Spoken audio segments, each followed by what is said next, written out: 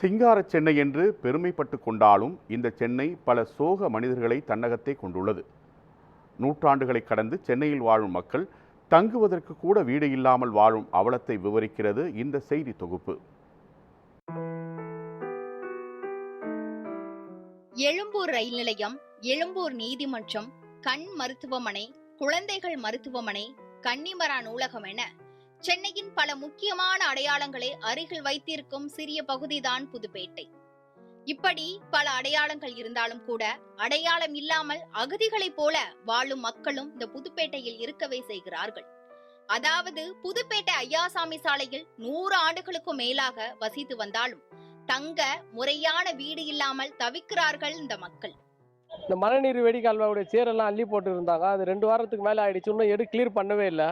இதனால போக்குவரத்துக்குலாம் ரொம்ப கஷ்டமா இருக்கு. வண்டிங்க வரத்துக்கு எல்லாம் மற்றதெல்லாம் ரொம்ப இடையூறுவா இருக்கு. இது குயிக்காக இதை முடிச்சு கொடுத்தாங்கன்னா நல்லா இருக்கும். ஏன்டா மழை வந்தால் இப்போ தண்ணி போக மாட்டேனுது. அதேமாரி இங்கே சரியாக குப்பை இதெல்லாம் க்ளீன் பண்ணுறதில்ல, கொள்றதில்ல. ஒரு சரியான ஆட்களே இது இல்லாமல் இருக்கிறாங்க. மெத்தனை போக்கில் வேலை நடக்கிற மாதிரி இருக்குது.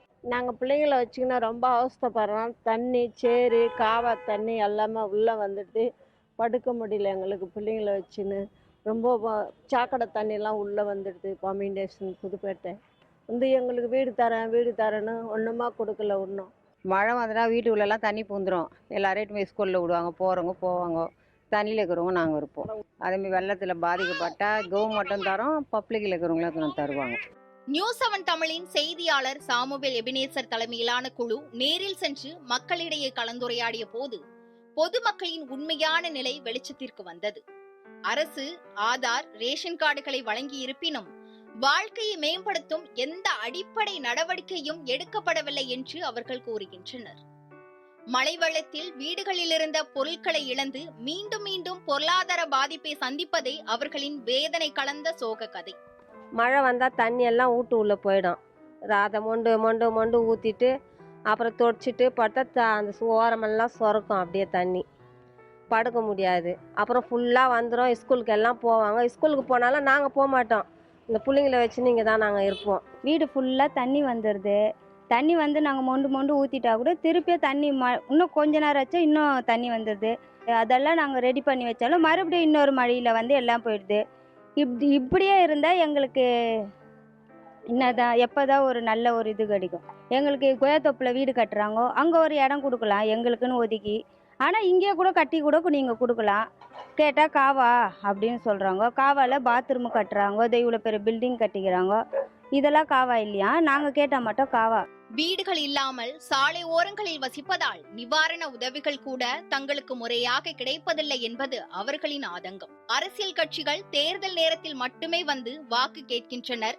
வெற்றி பெற்றதற்கு பிறகு மக்களை மறந்து விடுகின்றனர் என்ற சோகமும் மக்களில் உள்ளது. புதுப்பேட்டையில் அரசு கழிப்பறைகள் இருக்கும் அளவுக்கு கூட வீடுகள் இல்லாமல் மக்கள் வாழும் நிலையில் அரசு முன்வந்து புதிய குடியிருப்பு திட்டங்களை மேற்கொண்டு குறைந்தபட்ச வசதிகள் உடைய வீடுகளை புதுப்பேட்டை அருகிலேயே அமைத்து வழங்க வேண்டும் என்பதே பொதுமக்களின் முக்கிய கோரிக்கையாக உள்ளது.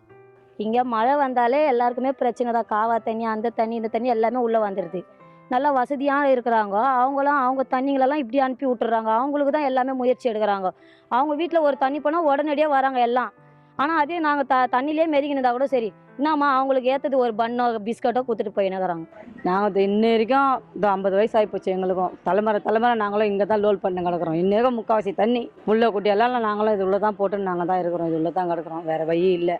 நாங்களும் வரவங்க கிட்டலாம் சொல்லி நிற்கிறோம். எங்கன்னா லாங்காக தூக்கி போட்டால் நாங்கள் என்ன பண்ண முடியும்? எங்கன்னா கிட்ட எங்கன்னா தூக்கி போட்டால் கூட நல்லாயிருக்கும். இல்லையா இது கட்டியிருக்கிறாங்க, அந்த அளவு கூட எங்களை கட்டி கொடுன்னு சொல்லி கூட கேட்டோம். 2 அடுக்கு வீடு தான் கட்டி கொடுக்குன்னு நாங்கள் கேட்டிருக்கிறோம். இது டாய்லெட் கட்டி கொடுத்துருக்குறாங்க. இது அதில் 9 பாத்ரூமுக்கு தான். அது பாத்ரூம்லாம் எங்களுக்கு பிரச்சனை இல்லை. இதெல்லாம் நல்லா தாக்குது. எங்களுக்கு தண்ணி கூட வேறு அவ்வளோ தொழு போய் நாங்கள் தண்ணி தூக்கின்னு வரோம். மழை தண்ணி தான் பிரச்சனை, வேறு எந்த பிரச்சனையும் எங்களுக்கு இல்லை. கொஞ்சம் மழை பெய்ய வந்து ஃபுல்லாக தண்ணி எல்லாம் வீடு ஃபுல்லாக வந்துடுது. தமிழ்நாடு நகர்ப்புற வாழ்விட மேம்பாட்டு வாரியம் அல்லது தமிழக அரசு ஆகியவை இணைந்து இந்த மக்களின் நிலையை நுணுக்கமாக புரிந்து கொண்டு அவர்களது பிள்ளைகளின் கல்வி மற்றும் வேலை வாய்ப்புகள் பாதிக்கப்படாமல் அருகாமையில் வீடுகள் அமைத்து தர வேண்டும் என்பதை அனைவரின் எதிர்பார்ப்பாக இருக்கின்றது. இந்த கோரிக்கைகளை அரசு கவனத்தில் எடுத்துக்கொண்டு மக்கள் நலனை முன்னிலைப்படுத்தி விரைவில் தீர்வுகளை வழங்கும் வகையில் நடவடிக்கை எடுப்பதை ஒரு பொறுப்புள்ள அரசு என மக்கள் அனைவரும் நம்புகின்றனர். நியூஸ் 7 தமிழ் செய்திகளுக்காக ஒளிப்பதிவாளர் விக்ரமுடன் செய்தியாளர் சாமுவேல் எபினேசர்.